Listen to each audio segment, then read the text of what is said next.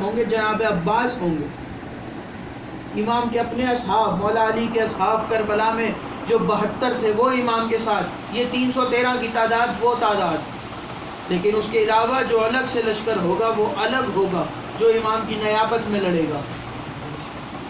مالک اشتر اور امام جب آئیں گے تو کعبے کی دیوار میں سے روایات ملتی ہیں کہ امام مرتجز کو نکالیں گے اور کعبے کی دیوار کے ساتھ ٹیک لگا کے کھڑے ہو کے ندا دیں گے۔ جب مولا آئیں گے، مولا کی حکومت ہوگی، مولا کی حکومت ہوگی، مولا جب اپنی حکومت میں پہلی نماز پڑھانے لگیں گے، امام پہلی نماز پڑھانے لگیں گے تو پیچھے جناب عیسیٰ کھڑے ہوں گے، امام پلٹ کے کہیں گے یبنا مریم آگے آئیے نماز پڑھائیے، تو جناب عیسیٰ کہیں گے کہ میری کیا جرت کہ میں زہرا کے بیٹے کو نماز پڑھاؤں، میری کیا جرت کہ میں زہرا کے بیٹے کو نماز پڑھاؤں۔ ابھی بھی دنیا کی سمجھ میں نہیں آیا، عیسیٰ جیسا نبی ہمارے 12ویں کے سامنے نہیں آتا تو کوئی ایرا غیرہ علی کو نماز کیسے پڑھا سکتا ہے؟ نعرہ حیدری! جس کا بیٹا کسی نبی کے پیچھے نماز نہیں پڑھتا وہ کسی بت پوجنے والے کے پیچھے کیسے نماز پڑھے گا؟ امام کی شہادت ہوگی، جب امام زمانہ کی شہادت ہوگی تو امام کا جنازہ جناب مولا امام حسین علیہ السلام پڑھائیں گے۔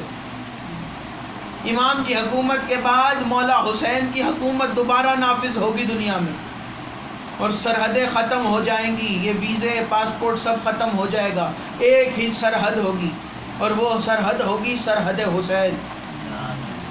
پوری دنیا میں صرف حسین کا نظام چلے گا، اور مولا حسین کو بڑا پیار ہے امام زمانہ سے، اور ذوالفقار بھی بڑی پیاسی ہے کہ حسین کے بعد اب تک ذوالفقار کو کسی نے چلایا نہیں، ذوالفقار انتظار میں ہے کہ کوئی علی کا ہاتھ مجھے اٹھائے۔ امام کا جنازہ جناب امام حسین پڑھائیں گے، یہ عقیدہ رجت کے مطابق مولا حسین کی دوبارہ حکومت نافذ ہوگی۔ جب امام حسین کی حکومت دوبارہ نافذ ہوگی تو اس حکومت میں جناب رسول خدا بھی ہوں گے، مولا علی بھی ہوں گے، حسین دوبارہ حکومت کریں گے۔ جب حسین حکومت کر رہے تھے مدینہ چھڑوایا گیا حسین سے،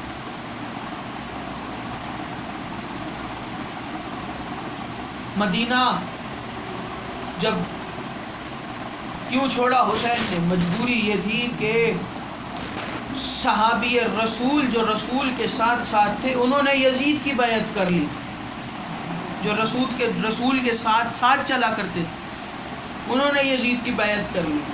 پھر ولید نے کہا کہ اے حسین میری بیعت کیجئے، یزید کہتا ہے کہ ہماری بیعت کیجئے۔ حسین نے کہا کہ مجھ جیسا تجھ جیسے کی بیعت کیسے کرے؟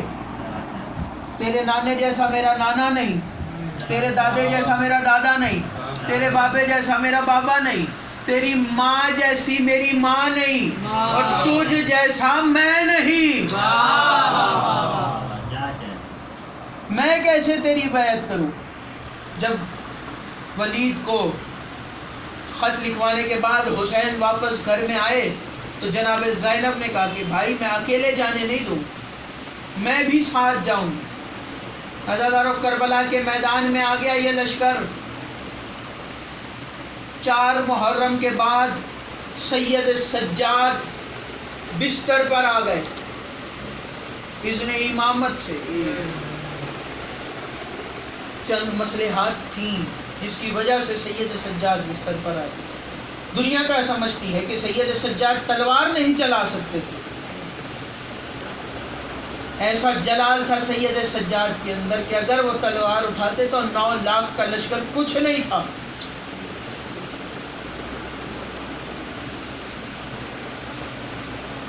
جب مولا سجاد شہادت حسین کے بعد کربلا سے واپس کوفہ سے شام سے واپس رہائی پانے کے بعد مدینہ پہنچے تو کسی نے امام سے پوچھا مولا کوفہ کے دربار میں آپ کے چچا مختار بھی گئے تھے، مولا کوفہ کے دربار میں آپ بھی گئے تھے، لیکن مولا مختار بھی زنجیر میں جکڑے ہوئے تھے، مولا آپ بھی زنجیر میں جکڑے ہوئے تھے، لیکن مولا جب مختار دربار میں آئے تو مختار کا سر اٹھا ہوا تھا، مولا جب آپ دربار میں آئے تو آپ کا سر جھکا ہوا تھا، مولا اس کی وجہ کیا ہے؟ تو امام نے کہا تو نے انصاف نہیں کیا، جب چچا مختار دربار میں آئے تھے تو چچا مختار تنہا تھے، اور جب میں دربار میں آیا تو میرے ساتھ علی و بطول کی بیٹیاں تھیں، میرے ساتھ میری ماں، میری بہن، میری پھوپھیاں تھیں، اور وہ بھی بغیر چادر کے۔ کسی نے پوچھا مولا آپ کے اوپر سب سے زیادہ مصائب کب گزرے؟ تو امام رو کے کہتے ہیں الشام الشام الشام۔ اس نے کہا مولا کربلا کا میدان، اتنے سخت مصائب، علی اکبر کے جگر میں برچھی کا پھل لگنا، علی اصغر کے گلے میں تیر لگنا، قاسم کے لاشے کے ٹکڑے ہونا، مولا عباس کے بازو قلم ہونا، آپ کے بابا کو اتنا ظلم و ستم کے ساتھ مارنا، مولا یہ مصائب کم ہیں؟ تو امام سے پوچھا مولا پھر شام میں ایسا کیا ہوا؟ امام کہتے ہیں ہاں بھلے سے کربلا میں بہت زیادہ مصائب ہیں، بھلے علی اکبر کو مارا گیا لیکن شہادت ہماری میراث ہے۔ اور پوچھنے والے سن، شام پہ اس لیے میرے اوپر زیادہ مصیبت گزری، شام کا بازار تھا، شرابیوں کا مجمع تھا، میرے ساتھ علی و بطول کی بیٹیاں بغیر چادر کے موجود تھیں، علی و بطول کی بیٹیاں بغیر چادر کے موجود تھیں۔ شام کا وہ بازار، شام کے ہر موڑ پہ گزرنا میرے لیے مشکل تھا۔ بس آخری بات سننا، کربلا میں امام روتے رہے لیکن خون کے آنسو نہیں روئے۔ جانتے ہو خون کے آنسو کب روئے عزادارو؟ جب شام کا بازار کے قریب پہنچے نا تو قافلے کو شام کے بازار کے باہر روکا گیا، دروازے بند تھے، بازار کے دروازے بند تھے، قافلے کو روکا گیا، 3 دن قافلہ کھڑا رہا۔ 3 دن کے بعد جناب زینب نے کہا کہ بیٹا سجاد ان سے پوچھو کہ ہمیں یہاں پہ کتنی دن اور کھڑا رکھیں گے؟ تو سید سجاد نے اپنی زنجیر کو ہلایا کہ زنجیر کا جو آخری حصہ تھا جس ملعون کے ہاتھ میں تھا اس نے پلٹ کے دیکھا تو سید سجاد نے کہا کہ اے ظالم ہمیں بتا کہ یہ بازار کیوں بند ہے، ہمیں یہاں پہ روکا کیوں گیا ہے؟ تو اس نے کہا کہ ابھی انتظار کرو، بازار اور دربار سج رہا ہے، ابھی انتظار کرو، بازار کو سجایا جا رہا ہے۔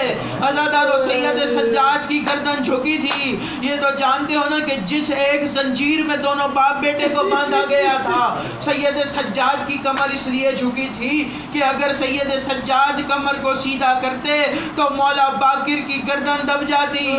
عزادارو سید سجاد کی گردن جھکی تھی، ایک دم اچانک دروازہ کھلا بازار کا، جناب مولا باقر نے کہا بابا میری فکر چھوڑو لیکن ذرا کمر سیدھی کر کے بازار دیکھو۔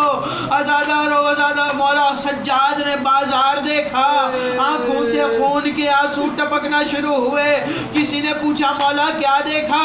آواز دے کے کہتے ہیں شام کا بازار تھا، کوفے شام کے بازار میں شرابیوں کا مجمع تھا اور ہر کسی کے ہاتھ میں شراب کے جام تھے۔ الا لعنت اللہ علی القوم الظالمین، ماتم حسین۔